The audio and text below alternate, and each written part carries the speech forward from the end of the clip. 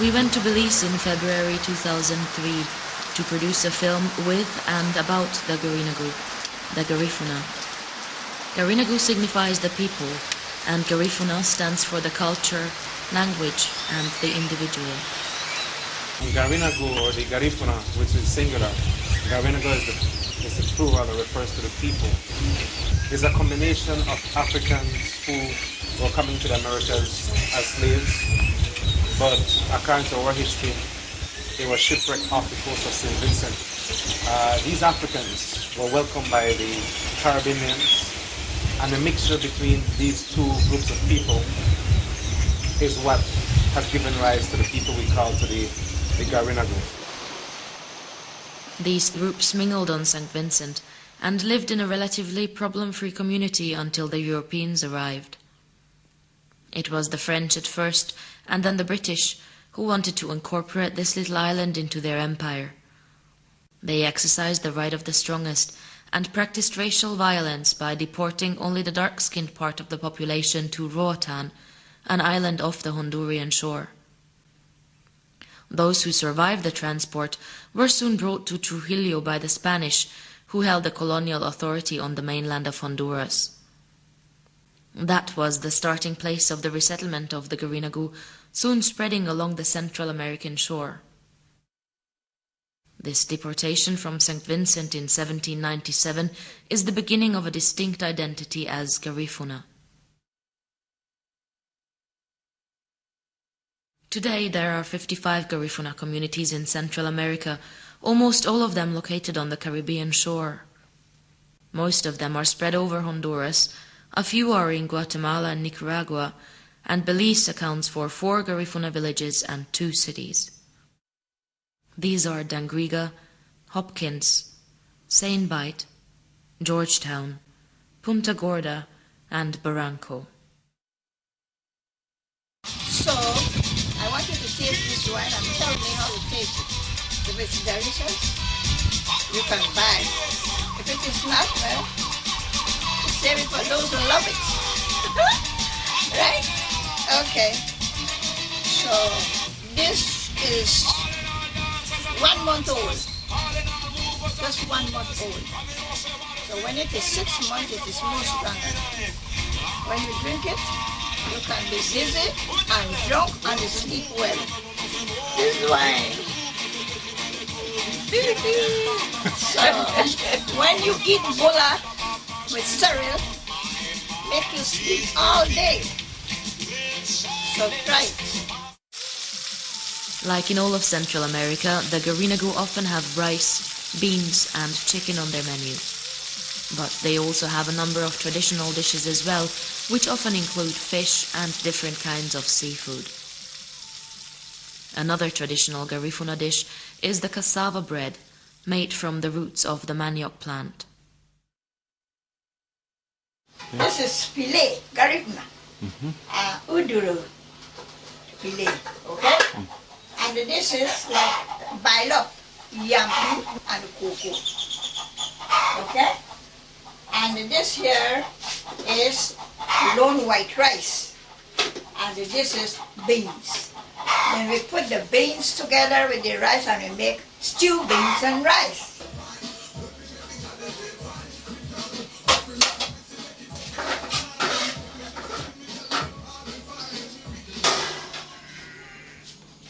I hope you'll enjoy that. The women take an important place in both the spiritual and the profane life of the Garinagu. In Barranco, we were bound to get this impression ourselves. We inquired about this and spoke about individuality with Carlson Tuttle. Garifuna seem to be extremely individualistic. Just extremely individualistic. But they're also Garinago, and a sense of family is very important. People want girl babies here, not boy babies. I mean, they want boy babies too, but girl babies are much more important. Whereas most cultures, it's a male child. But see, they would say the daughter remembers. And that means is that the male may have enough, trouble just supporting his own family, much less sending money back to his mother. Whereas the daughter will always send money back to her mother, no matter what the situation is that she's in.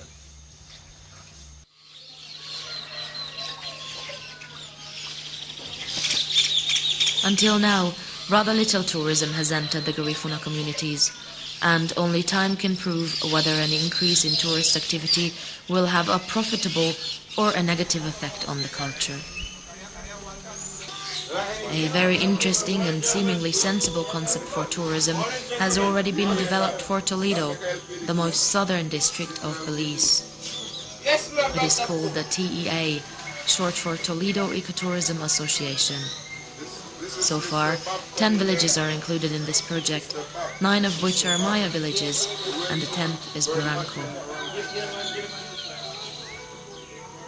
The house that these people are working on is the new guest house of Barranco. Tourists shall be accommodated here in the near future. This concept is based on the idea to allow tourism only within the limits of already existing resources in order to avoid the negative effects. The next morning, Walter took us along the Caribbean towards Guatemala, down to the Thames River, then upstream to the place where the confa leaves are being harvested. Yeah, I've got some water, man. Yeah.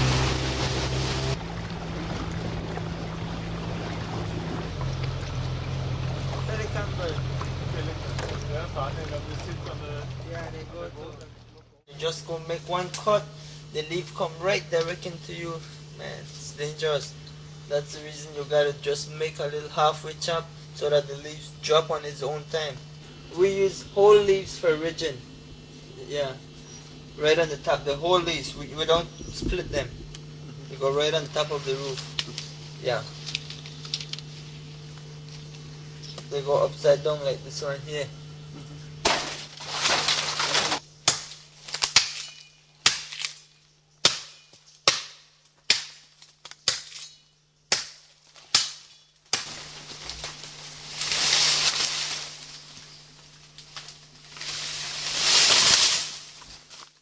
It's funny how you see how other people react to people studying them. Carlson Tuttle is from the If you're an States. Anglophobe, that's a great Since one. 1985, he has been spending a few months in Barranco each year.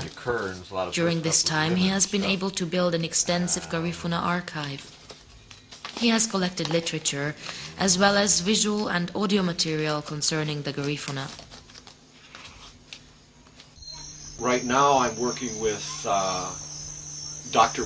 Joseph Palacio, who is an anthropologist, but a Garifuna anthropologist, and he did his thesis on the village that he is from, which is from this village here. And we are now working on a land study, a historical land study, which we really couldn't do unless you knew the genealogy. So all these things sort of, come together with different kinds of things. And so I'm trained as a geographer, and so part of this land study is we're using lots of maps that I have found. Like the British, in their ultimate wisdom, came into this village in 1892 and said, we don't like the way you people are living, and organized the village the way it is now. Well, we have a map that showed where the houses were at before the British came in, and the British did not consider the people's lifestyles at all. Garifuna people are extremely accepting people, of welcome you in and not a problem being a part of them, as long as you treat them with respect. They will are quite open and welcome, and I know that's one of the things that you always hear about Garifuna, is that they're very accepting of people, and in this village especially. I don't know the man, but I've seen in a video this guy, very Hispanic man. They said, that man Garifuna. I said, what do you mean that not Garifuna, man? He's Hispanic. He said, that doesn't matter. He speak Garifuna, he dance Garifuna, he Garifuna. You can be mixed, Creole, Hispanic, Kitchi, they don't care.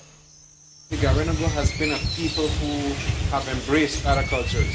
They have always been extremely tolerant. It's a part of the culture to be giving, forgiving.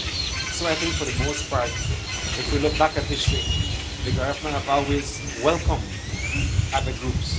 The only time that they have retaliated is when they felt that they were being oppressed and abused. That's the time when they would get up and resist those forms of oppression. They had this, what they call a Georgetown rally. It was a one-day thing in Georgetown. And this was 64. Georgetown was founded after Hurricane Hattie, which was 1960. So they thought they would have it there because this, it's a new town, and we're gonna, this is a new beginning for Garinagu people. And the district commissioner they had in Dongriga, which was called Stan Creek then, was a Garifuna, and he supported it. He attended it. He got fired. And none of these people were trying to form a political party or were really trying to do anything bad at all. It was just a way of trying to promote Garifuna-ness. The Garifuna culture had reached a point where it was not considered cool. We were objects of discrimination, of ridicule. And so for that reason, you were better off not being identified with it.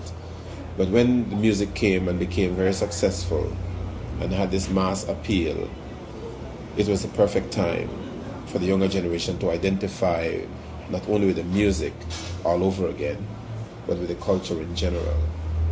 This is happening now, and in that, I see a brighter future.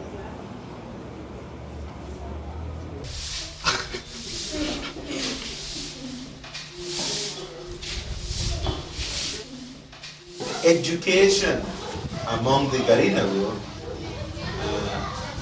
has been a very important tool to move up the social ladder, so to speak. At the same time, the Garinagu try to impart their own cultural identity to the children at school by teaching them their own language as well as other elements of their culture, such as music and dance. Someone here who plays drums, who is dancing.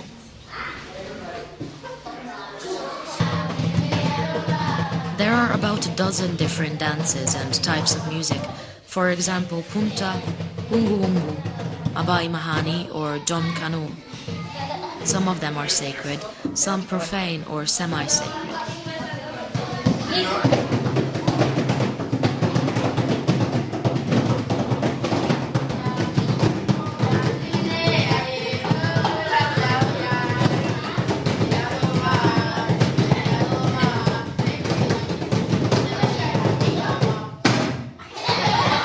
In anticipation of a huge music and dance competition, unfortunately set for a time a few weeks after our departure, the Garinagu were practicing at school, but especially in the evenings.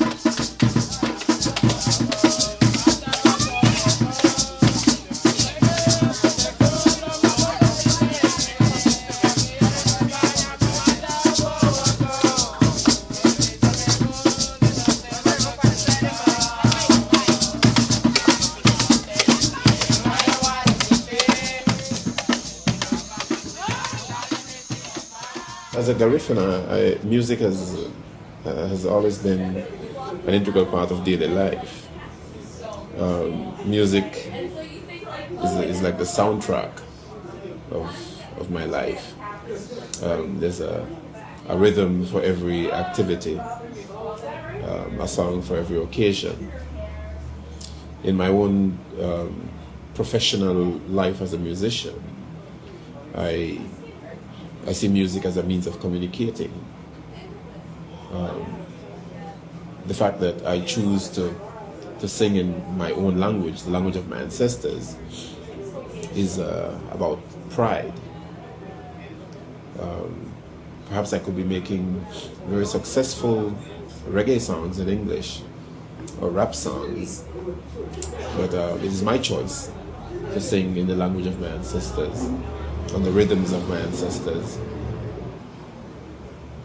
It's an effort to make living in rural communities comparable to living in an urban setting, that the basic services, and not just the basic ones, but that services are available, that amenities are available to people, access to education, to healthcare, communication systems, and so on. Rural development is all about these things, bringing an improved quality of life to our people. And a very important part of our work has been the work that we do with UNESCO.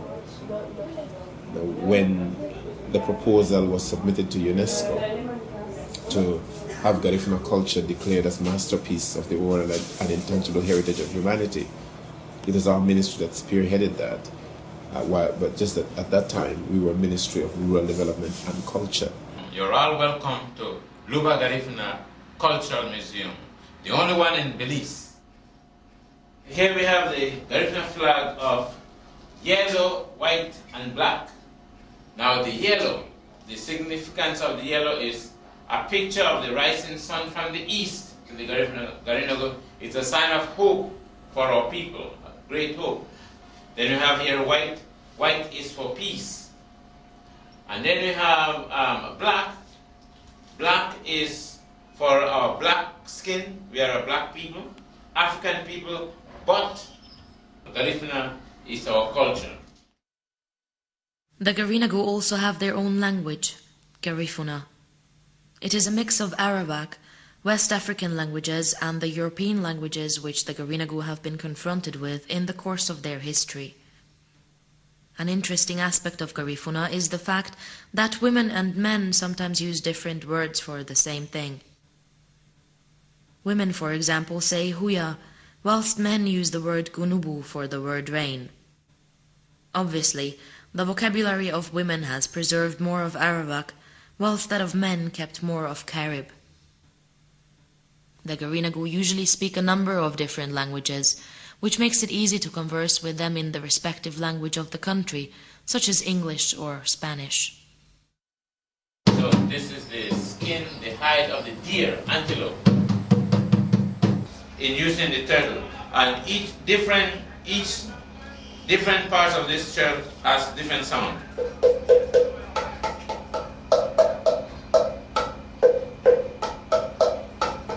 The sisira is a symbol of the power of the buye.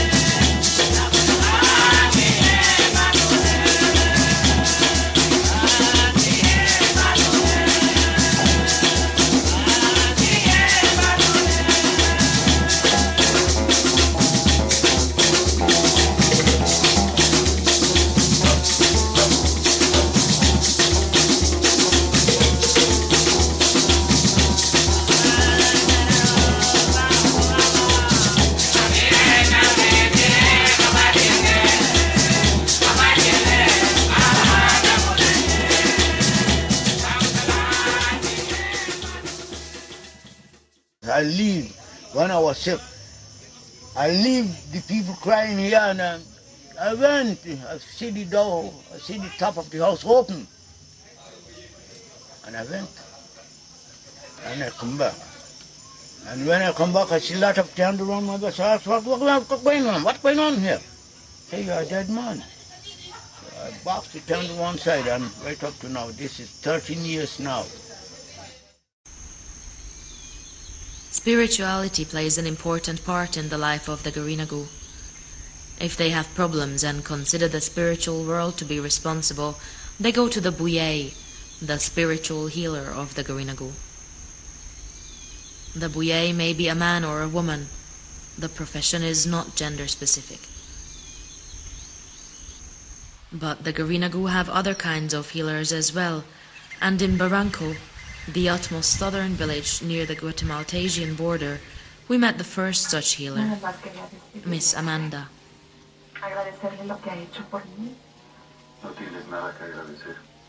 Amanda works with herbs and offers massages.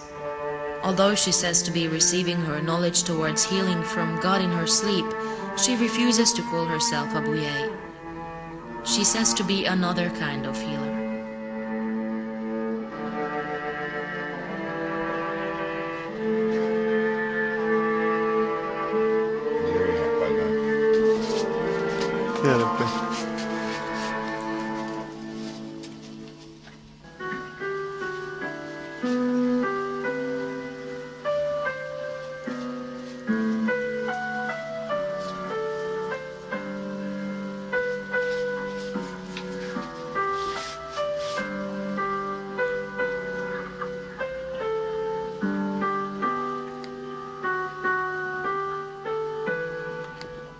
Before healing, I light my candle and pray to my God to help me in my work. My name is Amanda Zuniga, and I'm born in Barranco.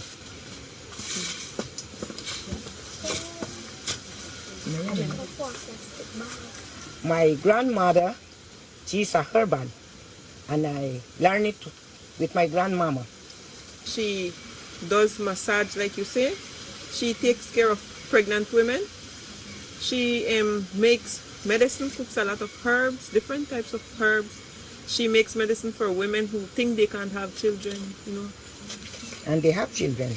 That's my husband.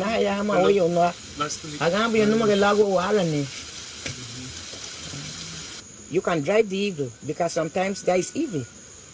He molests the living one, because he don't have no resting place. That's the evil spirit. Some spirit stand by you to lead you, to direct you. So sometimes you don't know what the person have, but as you feel it, like somebody can tell you this, that, and you know. I deal with the spirit, good spirit. She still believes that it's a gift she got from God. God. From God. She's usually, most of the time she gets guidance, it's like in a dream.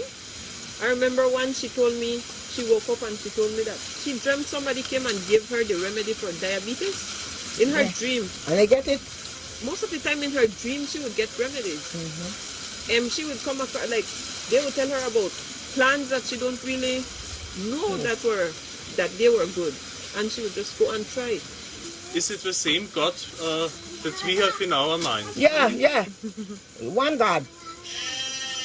One God. In the good sense of the word, I'll be proud to be a Garifuna priest. It's amazing how deeply spiritual and very religious the Buye is. He has his images there of saints, the figure of Jesus, Our Lady of Guadalupe, for example, or even Nuestra Señora de Esquipulas, and his prayer is around this, and using the incense, using the holy water, the incense, the holy water, the candle. Now those are things which you use in the Catholic Church. There is this healing ceremony among the Garinagu people We call it digg. And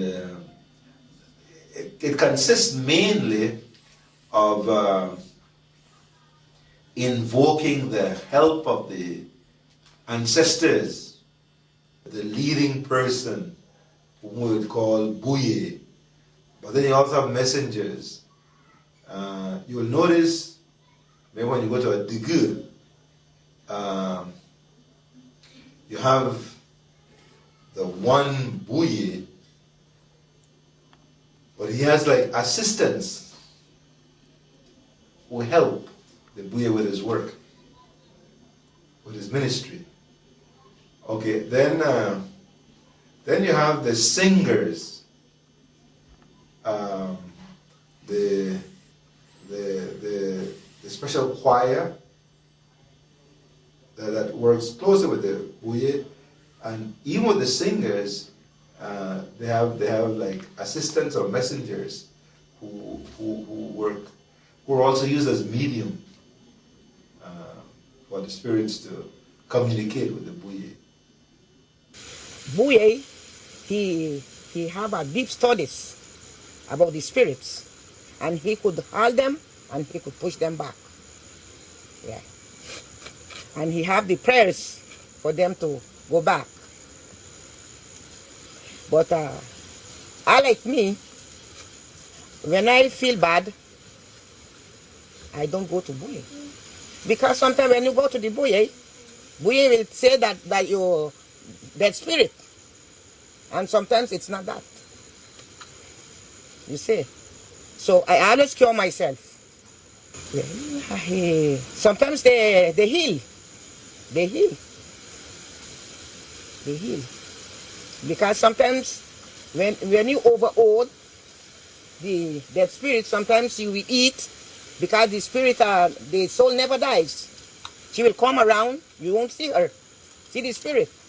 And the spirit wants something, sometimes you don't even think about them. That's why they have to go to the Buye. And the Buye will tell them exactly what's going on. If I can't cure nothing, I send them to the doctor. This is the Blessed Woman. Nuana Sicilia, Nuana Marayal, Nuana Maraga. When the old days, it was Miss Manu. You hear about Miss Sarah and the old time Buyes. That was, but she's the last from the old time Buyes. Now I'm the new generation Buye.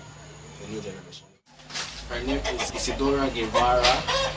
She's 81. 81, she'll be 82 in April. And she started the work from when she was 19 years old. We do one overnight work with the drums. That is what we call a sugar and overnight work. We do you could do it too without the drum. And there's the early marriage that we do like in about just 4 to 5 days. And there's the early marriage that we do in 1 week. That's deciding the herb we make and other things we do. When I work, I got the song for him. Then I call him.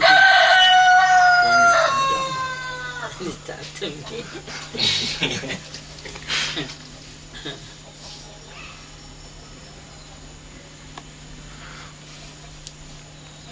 I could say that every week, I call him for work. Yeah. Come to me, tell me everything what I'm going to do. Tell me about the medicine, about the bath. He control me for that, everything. The only thing you are doing is to help the people. Everything I good. Yeah, sometimes even doctor will send patient to me over here. Do you like to do it? Yeah, because I worked it for many years ago, but I used to it now. My work here, I'm the man that see here, that the boy. And whenever anybody is upset and they want to know what caused it, they come around. And the spirit that's working out of me, he tell you. But when he comes to me, I'm innocent, I don't know nothing. And you ask him anything, he give you answer. And this spirit just come to me in a force that I have to come here because I stay in Livingston. I was living in Livingston for 49 years. And I fishing and I do my life the way I feel. And I don't miss nothing here. Then this spirit. So now I had believed that we had spirit in the world. First, in my 20s, 25, 30, I didn't believe. Until I meet him. I'm a man, if I don't see, I don't believe.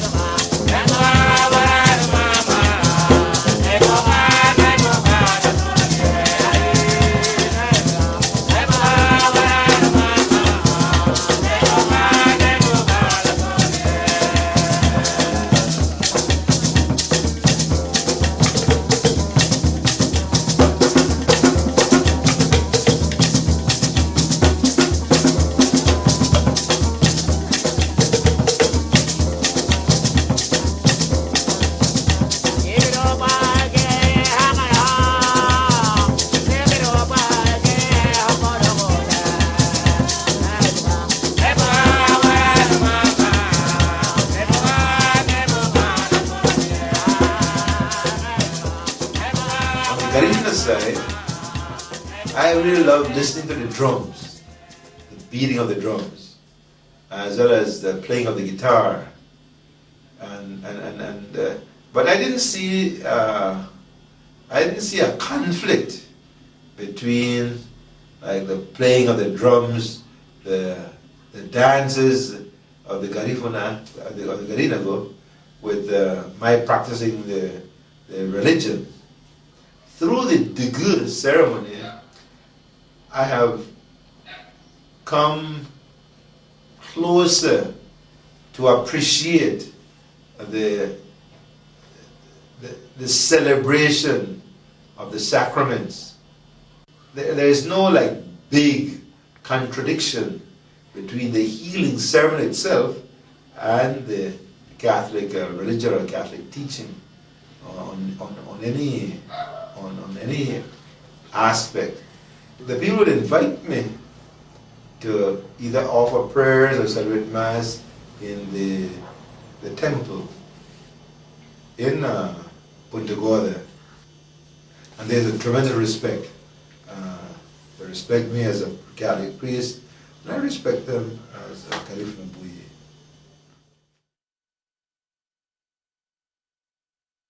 Two women, ladies. Two ladies and Two men. 2 men and 2 women. But they only one strong one. When he come deliver the result for me, I have to go in deep sleep. And he come to me. Then want to talk to me good, you know. He come. Drink.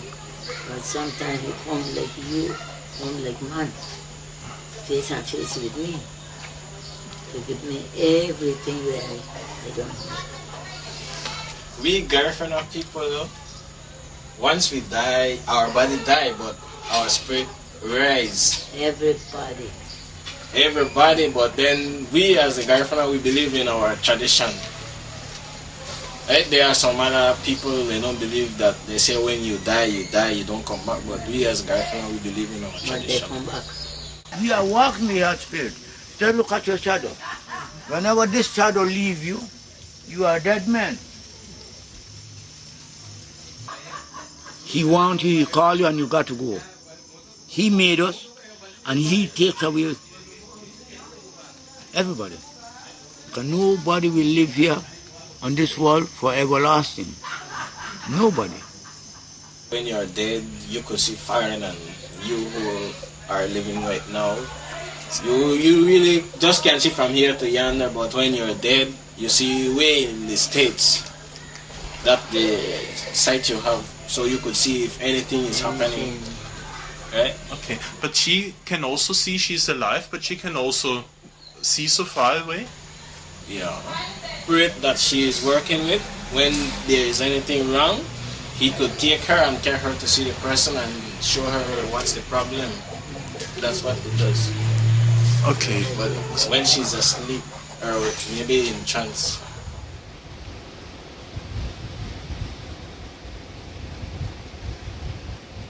If you're like me and you, like how I'm talking right now, and the spirit comes, you won't even know what he's saying. So if he has a message to you, I will need to go into a trance, then I'll deliver the message to you.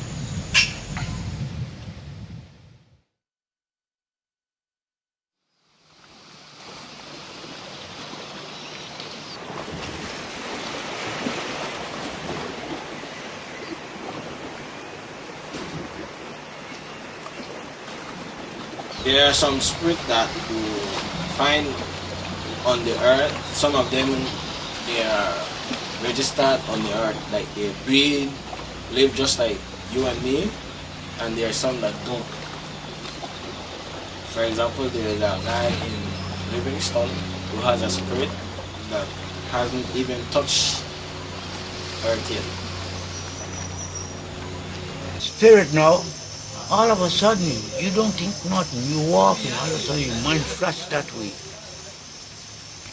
This way we're going. So you're going that way, but all of a sudden I'm going through here. And maybe when you go through here, you go to your friend or to something good for yourself. And if you deny that, maybe you go in trouble.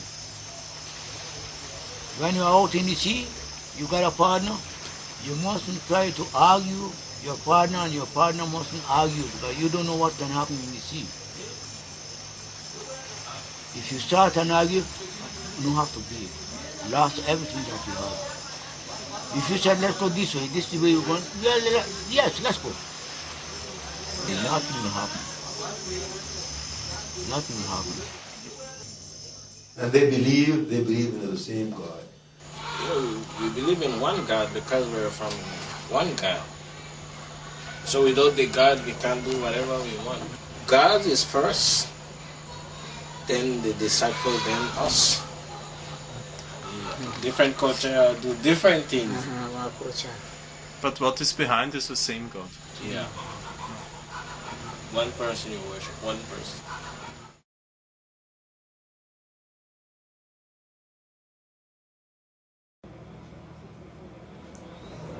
My primary wish is survival,